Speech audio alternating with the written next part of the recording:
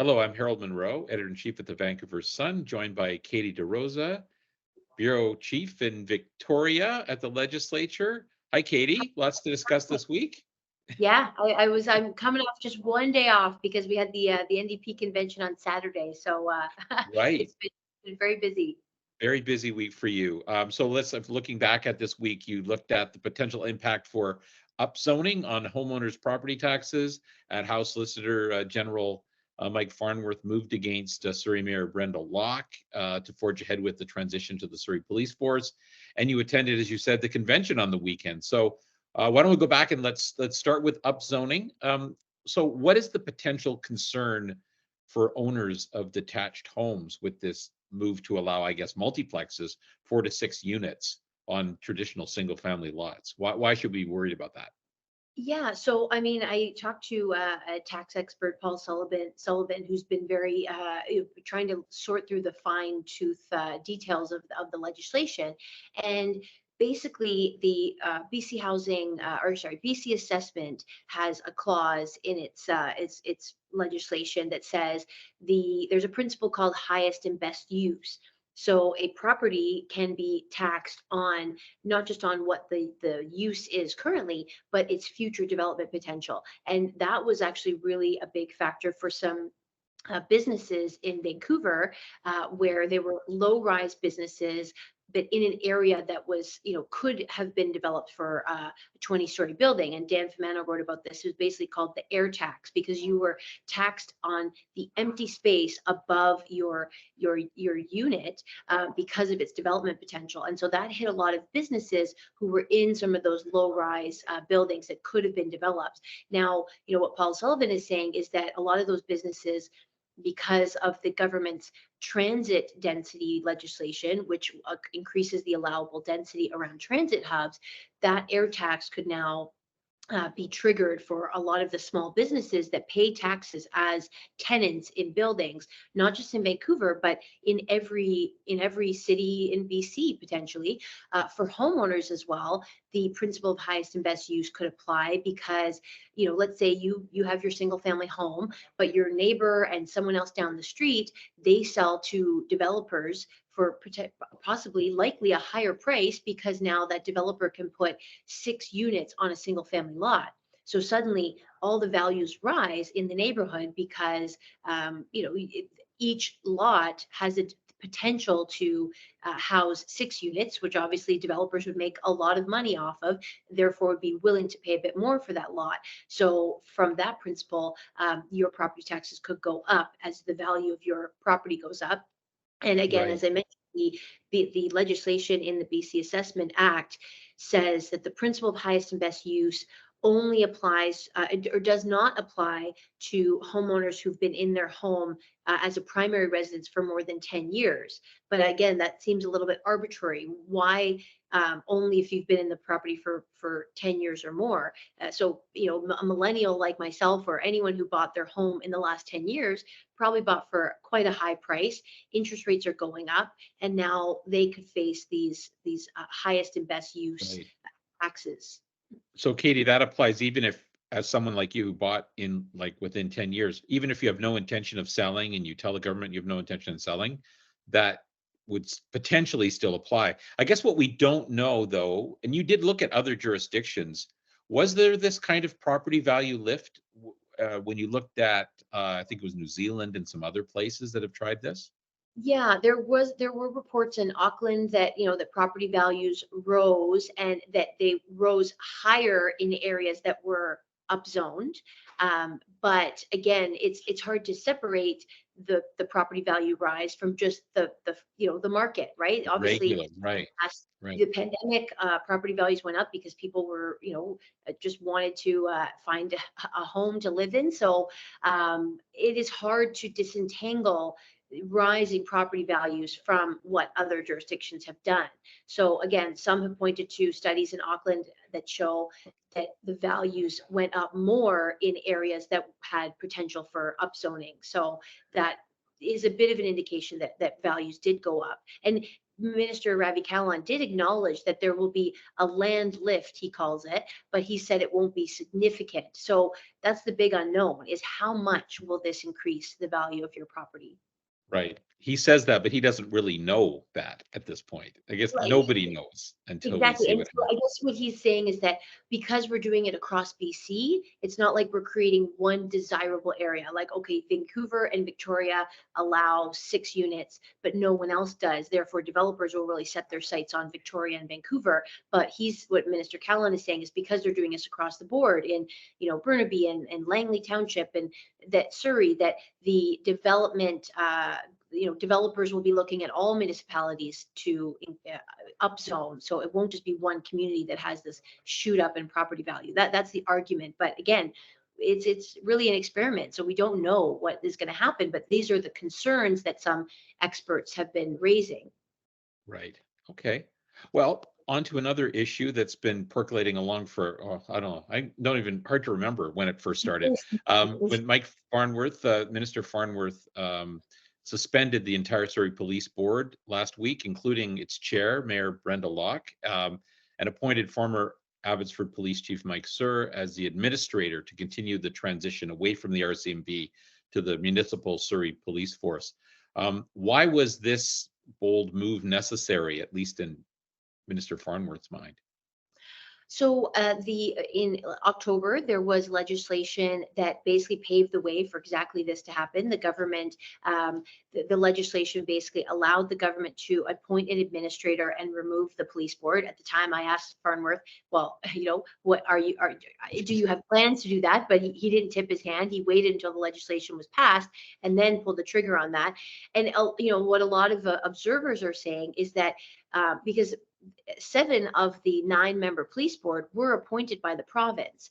And there was a history of tension between the police board and Chair Brenda Locke, because when she was elected in 2022, she was elected on stopping the transition. So, and she had also expressed a lack of confidence in Surrey Police Chief Norm Lipinski. So there was tension already between the board. So it is a pretty strong indicator that Farnworth basically just wanted to get rid of Mayor Brenda Locke, who was the biggest opponent to the move to the Surrey Police Service and was standing in the way of the transition. I reported on a letter a month ago from the Director of Police Services, basically saying just that scolding Surrey for dragging its feet on the transition, and Brenda Locke being the chief, perhaps instigator of that stalled progress. So for Farnworth to remove the police board, I think mostly it was directed at Mayor Locke, but under the legislation, it's questionable whether he had the authority to just remove Brenda Locke, because under the Police Act before these changes, the mayor has to be the chair of the police board. So again, they had to change the legislation to remove her, but some of the observers we talked to, Kashid, for example, former Solicitor General himself, he questioned why they couldn't just remove Brenda Locke and reappoint a new police board, reappoint new members, because their terms were actually coming up for renewal next month. So they could have, refreshed the police board. But there's criticism that having one person as the sole police board in Mike Sur is not proper oversight, and there's criticism about that move. Right. And you have a police officer, former police officer, policing the police, which is not necessarily what what a police board is set up to do. That's why you have a police board in the first place, isn't it? Exactly. It's supposed to be civilian oversight, right? So this really seems like an attempt to get someone in who's trusted by the province. Mike Sur was also tapped by the province last month to do the review on the review board, which is the group that looks into people who are released from mental health facilities if they have a not guilty by. So he's also looking into the he's busy, busy guy. Yeah. Yeah. So obviously the government trusts him, but yeah, he's taking on a lot of roles. I mean, he is being paid well for this police board position. The Ministry of Public Safety said he is going to be paid a salary of up to $225 an hour. And I don't know if there's a cap on the billable hours, but it seems like that's the salary of all 9 members combined, I suppose. So, Right. you know, but again, perhaps the province is saying, well, that is worth it if we can move the transition along, because the further the transition, the longer the transition takes, the more it costs taxpayers because they're paying for 2 police departments. So Premier Eby has said there's only one taxpayer. And so I think from the province's perspective, they're hoping that this speeds thing along, and they're promising to reinstate the suspended board members when the transition is complete. So about in 12 to 18 months.